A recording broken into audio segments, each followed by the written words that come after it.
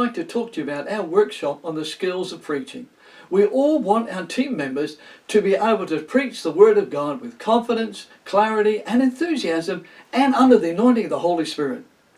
Taking on the position of leadership in the church requires that our leaders be able to present the message that flows clearly and a positive light.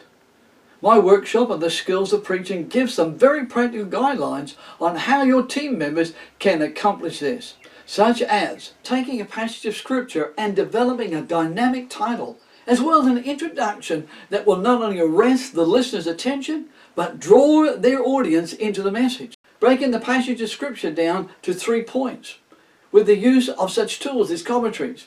They will be able to identify the main message of each point and bring out the treasure of God's Word. Using stories, illustrations, and interesting facts to inspire and motivate people to want to change their lives. Applying the message directly to a practical application of living their life as a Christian. And finally, bringing the message to a memorable conclusion that encourages a positive response to the Word of God. For more details about this workshop, please don't hesitate to contact me by email or call me.